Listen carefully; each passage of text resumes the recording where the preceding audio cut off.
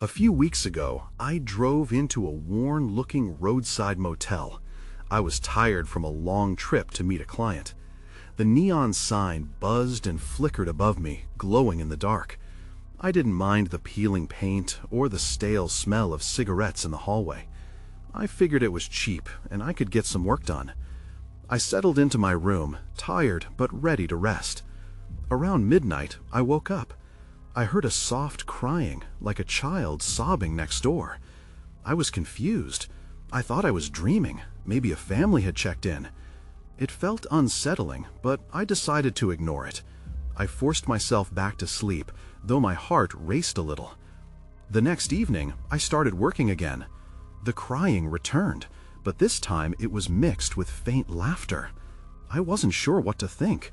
I stood up and walked closer to the wall. The sounds were clearer now, as if they were right beside me. I even thought of checking through the door, but I hesitated. What if it was just my tired mind playing tricks? My palms were sweaty. There I was, caught between the urge to know and the fear of what I might find. The following night, it got even weirder. I set up my laptop and tried to focus. As night fell, I noticed a shadow in the window of the room next door. I could have sworn it looked like a child standing there, small and quiet. My heart raced again. I wanted to see more. I walked to the door and knocked softly. No answer. I felt a chill run down my back. I peered through the cracks in the door. The room was empty. I could see an unmade bed, a table, and nothing else. I backed away slowly, feeling cold. It was weird. I felt like someone was watching me. But the hallway was dark and still. I wanted to dismiss it, but that feeling clung to me. I could hardly sleep that night. The next morning, I checked out early. The place seemed empty as I left. No one was around. I didn't know who had been in that room before me. I drove away fast. Was it all in my head? The sounds haunted me. I couldn't shake the feeling that something wasn't right. When I think about that motel, I still hear the laughter. It makes me wonder, what really happened those nights? And what about the shadow? Maybe it was just a child, or maybe it was something more. I still don't know. I tried to forget about the motel. It felt like a bad dream, and I was shaking off the remnants. But I couldn't. The crying and laughter haunted me. I caught myself staring out the window, wondering what would happen if I returned. The idea was absurd, but it wouldn't leave my mind. A week later, curiosity won. I found myself driving back to that same motel. Nothing about it seemed different. The sign still buzzed. The air still smelled stale. It was like stepping into a time warp. I parked and sat in my car for a moment, taking deep breaths. I was uneasy, but I needed answers. Walking to the front desk, I noticed the same grumpy clerk from before. He didn't look up as I approached. "Room, please," I said. He handed me the key without a word. It was as if I was invisible to him. I felt the weight of something pressing down on me, but I pushed forward. Once inside my room, I hesitated before settling down. The silence felt heavier than before, almost suffocating. I grabbed my laptop, hoping distraction would help. But as night fell, the familiar sounds returned. The sobs echoed from next door, mixed with muffled laughter. I hated how my heart started racing again. Was I really going to do this? I listened closely. The crying was louder now, and the laughter echoed off the walls. I paced my room, feeling the urge to confront whoever was making that noise. I felt like I was standing at the edge of a cliff, teetering on the brink of something I couldn't fully understand. I made my way to the door. This time, I knocked harder. "Hello?" I called, my voice shaky. Nothing. I took a deep breath and pressed my ear against the door. It was too quiet now. Had they heard me? Then, faintly, I could hear a child's voice whispering through the wall. "Help me!" I jumped back, heart pounding. My instincts told me to stay away, yet I felt a pull. I turned the knob and stepped out into the hallway. It was dark, just a flicker of light from the end, But that was where the sound was coming from, the room next door. I found myself at the door, a chill running through me again. My hand trembled as I reached for the handle. What was I doing? And then I froze when I heard that same voice, clearer now and filled with desperation. "Please, help me." I couldn't ignore it. I knocked again, but harder this time. "Is anyone there?" Silence enveloped me, thick and oppressive. But then, right as I was about to turn back, I heard a faint reply. "Open the door." I hesitated. Who was on the other side? What was I supposed to do? The air felt electric, charged with dread. I turned the handle slowly, and just as the door creaked open, the lights flickered. Then, everything went dark. I stood in the dark, my heart racing. I couldn't tell if the door was fully open or if I had just stepped into an endless void. "Hello?" I whispered, but my voice barely broke the silence. The air felt thick, charged with something I couldn't name. After a few seconds, I took a tentative step forward. I reached out, hoping to catch something solid, a wall, a light switch, anything. My fingertips brushed against something cold and damp. It felt like a wall, but another wave of fear washed over me. What was I getting into? Suddenly, a soft light flickered back to life, revealing a dimly lit room. It was a mirror image of my own space, but everything looked faded, worn. The furniture was older, the bedspread stained. And then I saw it, a child sitting on the edge of the bed, rocking back and forth. My breath froze in my throat. The child looked up, and I recognized that same wide-eyed expression of anguish I had heard through the wall. "Help me," she said, voice cracking. "Where are your parents?" I managed to ask, even as dread clawed at my chest. It felt wrong to be there, but I couldn't leave this girl. She seemed lost, stuck in a loop of despair. "Not here," she replied, her voice barely above a whisper. "They don't come for me." I wanted to reach out to her, but something stopped me. The atmosphere in the room felt charged, as if invisible fingers were dragging me back. "What do you mean?" I stammered. "Why did they leave you?" She looked down, tears spilling over her cheeks. "They're gone. They can't hear me." The sobbing resumed, echoing in my chest. As I took a step closer, the lights flickered again, and a sudden chill crept through the air. "I shouldn't be here," I murmured, realizing that this wasn't just a simple case of abandonment. There was something sinister lurking beneath the surface. And then I heard it again, the laughter mixed with cries.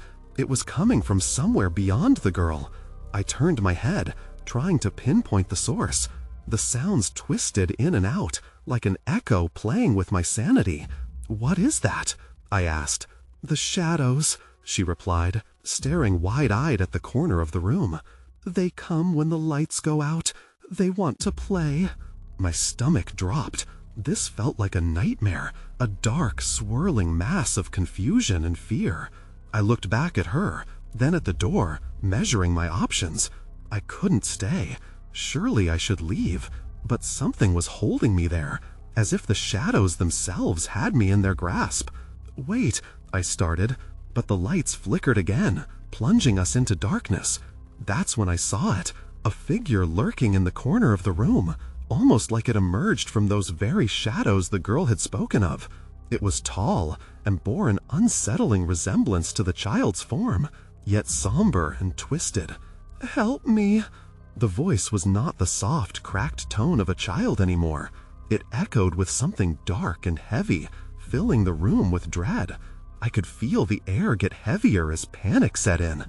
"Get out!" I screamed, racing back to the door. Would I make it before whatever was in the dark caught me? I fumbled the handle, desperation surging through me. I had to escape. I yanked the door open, stumbling back into the hallway. My heart raced as I slammed it shut behind me, breathing heavily. The quiet of the motel felt deafening now. I leaned against the door, hoping it would somehow shield me from whatever lurked on the other side. What had just happened? Had I really seen a ghost? I wiped the sweat from my brow, trying to shake off the image of the twisted figure. But the memory clung to my mind like a thick fog. The girl's eyes haunted me, wide with fear and hopelessness. I needed to get out of there. I turned and hurried down the hall, hoping to find a way back to my room. Each sound felt amplified, my footsteps echoing, the distant creak of the building, a faint whisper that sent chills racing down my spine. I paused, straining to listen. "Help me," someone said softly. My breath hitched. I glanced around, scanning the empty hallway. Was it my imagination, or was I still hearing her? I took a quick step forward, but every instinct screamed at me to turn back. "Get a grip," I muttered, trying to steady my nerves. I just needed to find my room and call for help. I hurried towards the exit, but a movement caught my eye.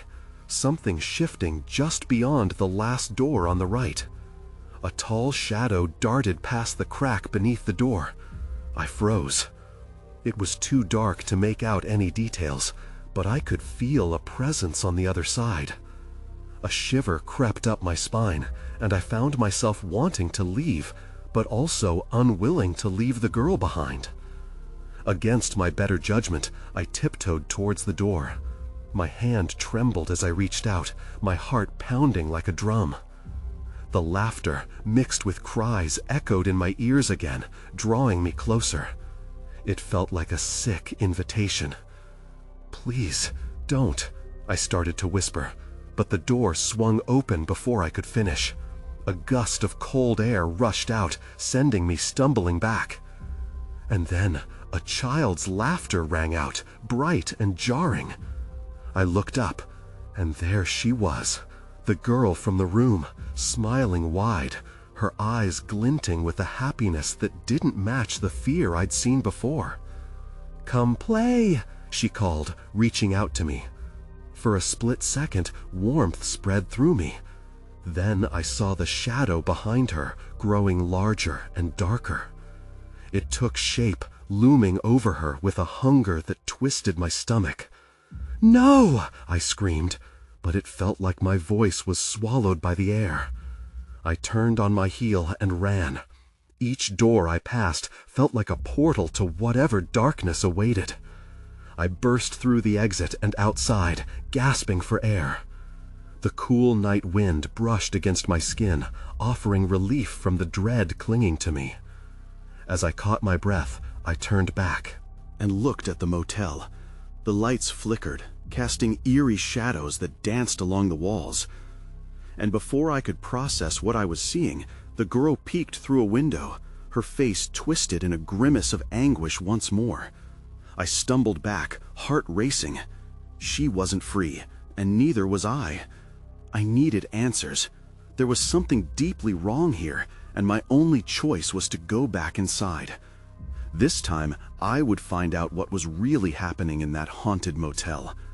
I took a deep breath and steeled myself before stepping back inside the motel. The air felt heavier, charged with tension as I plunged back into the dim hallway. My heart pounded angrily in my chest, but I was determined to confront whatever lay ahead. As I moved, I peered into the darkness of the open doorways lining the corridor. Each room held its own secrets, and though I was afraid, a sense of urgency pushed me forward. I needed to find that girl, to understand why she was tethered to this place. The whispers returned. "Help me." They wrapped around me, a ghostly comfort and a chilling threat at the same time. I quickened my pace, striving to follow the sound. It was coming from the corner room where I'd first seen the shadow. I approached the door cautiously, hand poised on the handle. My mind raced with thoughts. What if the thing that haunted her was waiting for me inside? What if I was the next victim? I shook those thoughts off. I couldn't just leave her behind. With a shaky grip, I opened the door. It swung wide, creaking eerily on its hinges. The room was dark, the curtains drawn tight. The air was thick with dust and an unsettling chill that pricked my skin. I stepped inside, hesitating for just a moment before calling out, "Hello?" Silence. I moved cautiously, my eyes adjusting to the darkness. As I reached for the curtain to pull it back, something caught my attention on the floor. A small, dusty toy, a doll, its glassy eyes seemingly watching me. The sight struck me as wrong, as if it didn't belong here, didn't belong to this world. I reached down, hesitant, but before I could touch it, a flash of movement swirled in my peripheral vision. The girl appeared again, standing outside the doorframe. Her smile vanished and replaced by a look of desperation. "You shouldn't be here. He'll find you." I felt ice spread through my veins. Who will find me? "Close the door, please. He can't get you if you close the door." Before I realized what I was doing, I lunged back towards the door. The room felt suffocating, the shadows shifting as if alive. I slammed the door shut just in time as something slammed against it from the other side, a powerful force that rattled the entire frame. "Do not open!" Her voice came through, frantic and urgent. "You have to get out!" Fighting raw panic, I turned back to the room, seeking a way out. A window loomed behind me, just behind the disconnecting shadows. I had to take my chance. But before I could move, the door creaked open a crack, an unnatural dark seeping through the tiny opening. "Help me!" A deep, raspy voice growled from beyond, sending icy terror coursing through me. The force pushing the door widened slightly, revealing the silhouette of that same twisted figure I'd seen before, lingering just beyond the threshold. That's when I saw it, a shadowy hand reaching towards me. My stomach dropped as I took a step back. I had to escape, but now there was nowhere to run. The air grew heavier, the darkness deeper. What was I about to unleash? The weight of the moment pressed in on me. I was stuck, trapped in a room with the faint promise of an escape behind me and an unknown horror just beyond the door. I forced myself to breathe, to think. The girl's warning echoed in my ears. "He'll find you." I glanced at the doll again. It sat in the corner, as cold and lifeless as the dread coiling in my stomach. What was it doing here? Had it once been hers? Or was it a remnant of whatever was haunting this place, left behind to lure in unsuspecting souls? I took a step back, feeling my heart pound against my ribs.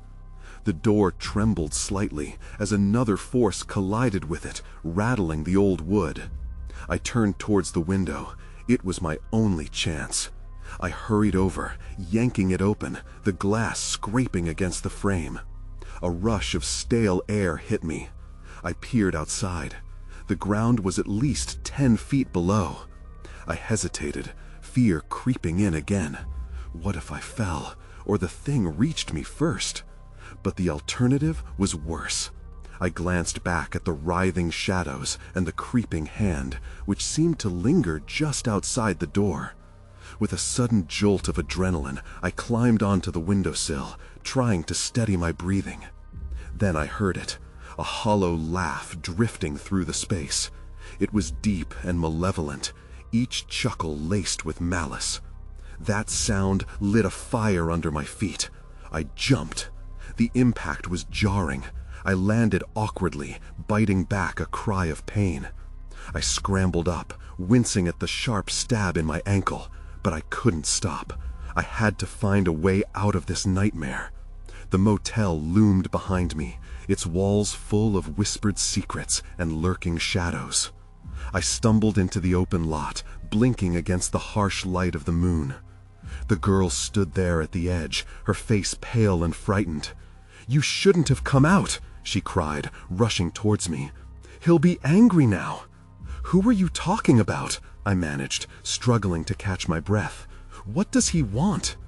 "They said you were brave," she whispered, fear flickering in her eyes. "But bravery can be foolish. You can't just leave like this. He won't allow it." Suddenly, the ground trembled, the shadows from the motel stretching impossibly long. A cold breeze sent chills racing up my spine. The girl turned, eyes wide with terror. "Go! Run! You can't let him catch you!" Before I could ask anything else, she vanished into thin air, leaving only silence in her wake. Panic surged through me. I couldn't stay here. I sprinted toward the parking lot, but the sensation of being watched intensified. As I reached my car, I looked back at the motel. The door I had slammed shut stood wide open, the darkness spilling out like ink. The sound of breath, heavy and raspy, was unmistakable. He was coming. I darted inside the car, fumbling with the keys. The engine sputtered and died. I cursed under my breath, trying again. Just as the engine roared to life, I caught a glimpse of the figure emerging from the motel, moving with a menacing grace, lips twisting into a cruel smile. I peeled out of the parking lot, leaving the shadows behind. But deep down, I knew this wasn't over. He would find me. Now I could only drive into the night, gripping the wheel tightly and praying I wouldn't be pulled back into that dark world again. I drove furiously, the asphalt winding beneath my tires like a dark ribbon in the night. The headlights swept across the landscape, illuminating trees that danced in the wind like ancient sentinels. My mind raced just as fast, replaying the girl's warnings and every eerie moment back at the motel. Just over a hill, I spotted a gas station lit up against the darkness. The neon sign buzzed, a beacon of normalcy in this swirling chaos. I pulled in, desperate for air and clarity. I needed to gather myself. Once parked, I leaned against the steering wheel, taking a shaky breath. But the more I focused on calming down, the sharper my fear became. I could almost feel him lurking nearby. I glanced around, half expecting to see the figure rise from the shadows. The gas station looked almost deserted, a single flickering light above the vending machines and a distant hum from the pumps. I forced myself to get out, limp rolling through my ankle. I moved quickly to pump gas, but my thoughts kept wandering back to that motel. What was it about that place? What did the girl mean when she said he wouldn't allow me to leave? As I filled up the tank, something shifted in my periphery. I turned, but saw only the road stretching out ahead. I shook my head, trying to clear my mind. Focus. Once the gas was filled, I moved inside the station to get some snacks and maybe a drink. The bell above the door chimed lightly as I entered. The place smelled of stale coffee and something sweet. I went straight to the coolers, grabbing a water bottle and a packet of chips. "Hey there," said the clerk, a scruffy man who didn't seem too interested in talking. His eyes were glued to a small screen behind the counter. "Just these, thanks." I struggled to keep my voice steady. As he rang me up, something caught my attention. A newspaper on the counter. The headline read, "Mysterious Disappearances Plague Route 66. I scanned the article, nervous as I read about locals vanishing without a trace, often last seen near the same stretch of road I had just driven. My heart raced. This couldn't be a coincidence. "Everything okay?" the clerk asked, not looking up. "Yeah, just..." I trailed off, unsure how to explain the creeping dread in my gut. "Just seems strange." "There's a lot of strange out there," he mumbled, finally glancing at me with a hint of curiosity. "You traveling through?" "Something like that." I paid, stuffing the paper into my bag. I felt the weight of its story pressing on me. I stepped back outside. The cool night air rushed against my skin. I took a deep breath, keeping my gaze on the empty road. But as I turned toward my car, my blood ran cold. He was there. A shadow lingered near the rear of my vehicle, too still and too dark to be anything human. My heart plummeted, and I spun around, ready to run. But a voice stopped me. "Why did you leave?" It was deep and low, vibrating in my bones. I froze, every muscle in my body screaming to get away. I remembered the girl's plea, the urgency in her voice, but fear tied me to the spot. I was about to find out what he wanted. I couldn't move. The voice wrapped around me like a noose. I glanced to my right and then my left, but there was nothing but the dim glow of the gas station and the looming darkness beyond it. I took a breath, forcing my feet to shift just slightly, ready to bolt if I needed to. "Who are you?" I managed to choke out, my voice barely above a whisper. Behind me, the shadow shifted, revealing the outline of a man. He was tall, with a frame that blurred into the night, but even in the darkness, I sensed a cold intensity radiating from him. "Does it matter?" he replied, his tone smooth yet edged with menace. His eyes sparkled like shards of ice. "I followed you because you should have stayed." "I don't understand," I stammered, trembling. "What do you want from me?" "Just to talk," he said, step by step, slowly slipping into the light. I felt like a deer trapped in headlights. "To help you understand." The moment he fully emerged from the shadow, I froze again. My heart thudded in my chest as I recognized the familiar features. He was the man from the motel, the one who had been watching me. My instincts screamed, and I tried to back away, but I stumbled over my own feet. "No need to be frightened," he said. He wore a twisted smile that did little to reassure me. "You have questions. I have answers. You just need to listen." "Stay away from me," I was shouting now, determined not to let him intimidate me any longer. I turned, ready to run toward the safety of the station. But then I heard it, a low growl rising from behind the gas station. My heart sank further. The sound was animalistic, deep, and almost hungry. I realized it was coming from the shadows. Suddenly, I was filled with adrenaline. This was more than a confrontation. It was a trap. I glanced back at him. "You set this up, didn't you? You were the one bringing me here." He chuckled, the sound sending a chill down my spine. "Oh, you're a smart one, but you're not as clever as you think. You can't leave. All roads lead back to me." Panic coursed through me. I turned to flee, sprinting towards the station. The growl intensified, and I could almost feel hot breath on my neck. The clerk looked alarmed, peering out the window as I ran inside. "What's happening?" he shouted, his face a mixture of confusion and fear.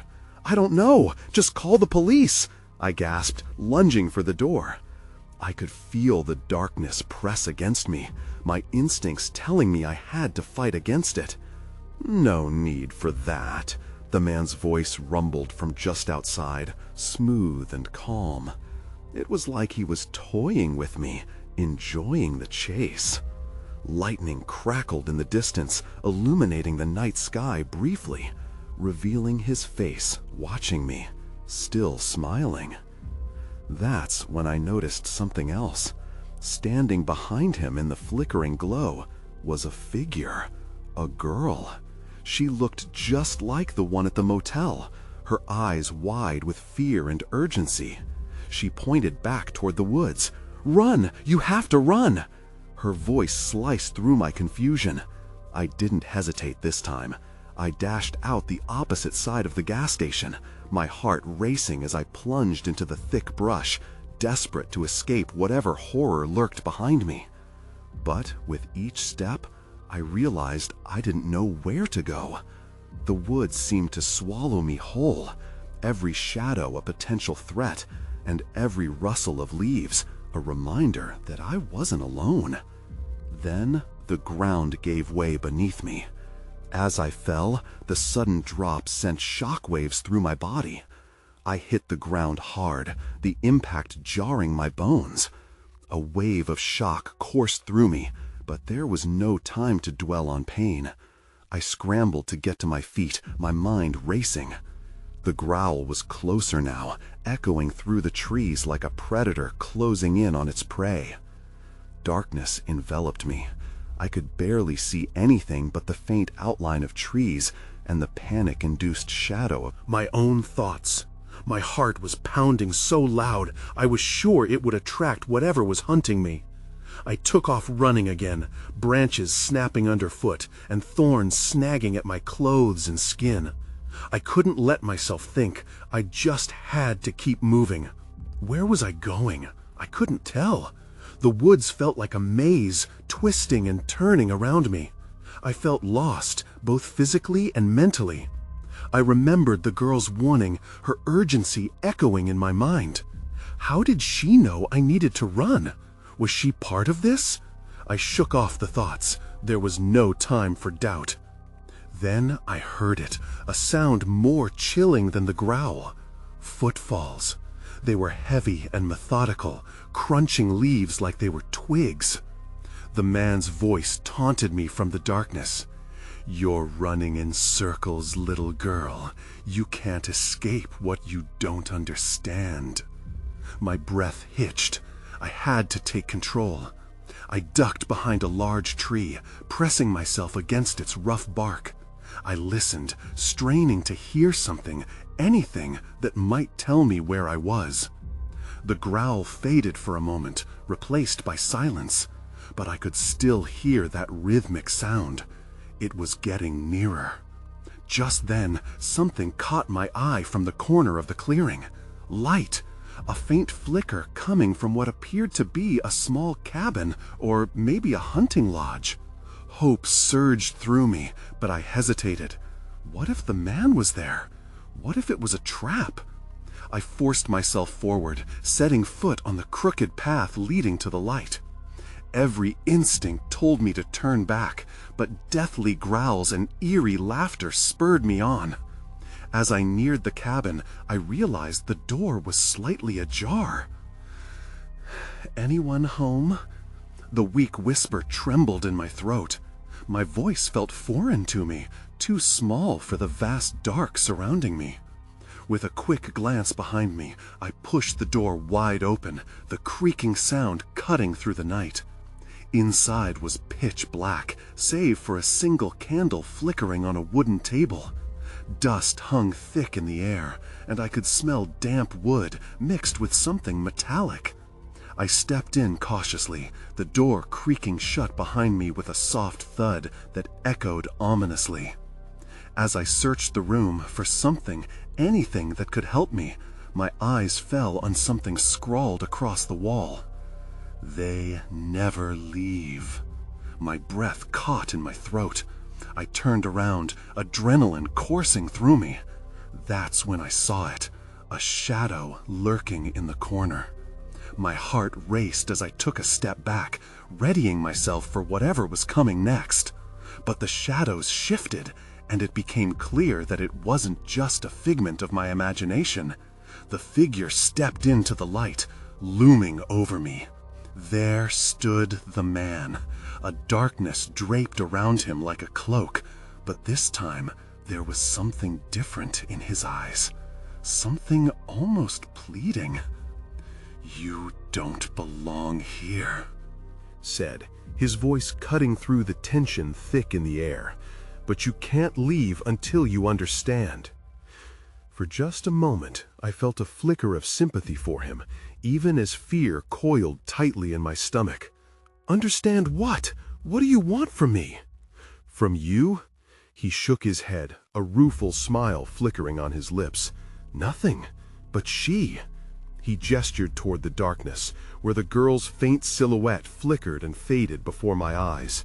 "She needs you." "Why? Why does she need me?" My voice shook, refusing to let go of the instinct to flee, but a strange determination held me grounded. "She's trapped, like many others. I thought you were different. I thought you could help her find freedom." His gaze bore into mine with an intensity that both unsettled and intrigued me. "But you are afraid. That fear is what keeps her here. You need to confront it, face it head on." Suddenly, the cabin's air grew thick with tension, a low murmur of voices echoing in the back of my mind, beckoning, urging me to connect. But how? What does she want? In that moment, the girl appeared once more, her form wavering before me. "Help me," she whispered, her voice soft but insistent. "You have to believe in me." And with that, something broke free inside me. A realization washed over me. I remembered my own fears, the doubts that kept me from accepting help. The connection we shared was fragile but tangible, woven with threads of something greater than myself. "Okay," I breathed, determination rising from within. "Okay, I'll help you." The man stepped back, eyes widening slightly. "Then you must face him, the one who clutches the shadows. Only then can she be freed." My heart pounded as I turned to face the darkness behind me, the shadows thickening and pulling together like an ominous storm. All at once, the air seemed to shift. The growling, laughter, and cries grew louder, swirling around me as I stood on the threshold of a choice. I stepped forward, breathing deeply in defiance of my fear. "Show yourself!" I shouted, my voice echoing off the hollow walls. There was silence for a heartbeat. Then a ferocious wind swept through the cabin, extinguishing the flickering candle. The darkness closed in, and from the void emerged the figure, twisted and monstrous, yet hauntingly familiar. "You think you can save her?" he hissed. "She is mine. All who enter are mine." "No!" I shouted, refusing to back down. "You can't keep her. She deserves to be free." A moment of stillness followed. Then he surged forward, shadows writhing around him like an angry storm. My heart raced, and an energy surged through me, a warmth born from the bravery I had finally unearthed. "You don't own her." I felt the shadows tremble at my declaration, flickering and dimming against the brightness growing within me. "Leave her!" I screamed, pushing forward until I felt a surge of light erupt from within me, illuminating the menacing darkness. The figure halted, momentarily stunned. The shadows screamed and shrieked, twisting further into the corners of the cabin until all I could hear was a wailing wind. And just like that, it was over. The shadows began to retract, pulling away from the girl who stood behind me, eyes shining bright like stars. "Thank you," she whispered, her voice full of warmth and gratitude. As the darkness faded, I felt the heaviness lift, the air clearing. I turned to the man whose face wore a mix of relief and sadness. "You're free now, too," I said, disbelief washing over me. He nodded slowly, gratitude turning his features softer. "Thank you." But as he began to dissolve into shadows, the cool weight of uncertainty gripped me. "Wait!" I cried out. "What happens now? Will you hurt anyone else?" He smiled faintly, the last remnants of his form dissipating in the light we had created together. "It was never intended," he murmured, fading into the night. "But it lingers." He trailed off and was gone. I stood in the cabin, heart racing, filled with an odd mixture of triumph and lingering doubt. The weight of the moment settled. What if darkness returns? Would the girl's laughter still echo? Would more shadows grope for me in another place, another time? I stepped out into the night, clutching my breath, allowing myself to feel the gentle breeze that seemed to whisper promises of hope. I looked one last time at the fading structure, waiting for answers that may never come. As I walked away, I turned back to glance over my shoulder. The cabin stood silent now, the shadows dispersing, but the laughter of children lingered in the air, a reminder that the fight against darkness was never truly over. I let out a shaky breath, realizing that no matter where I went, echoes of that haunted motel would forever remain in my thoughts.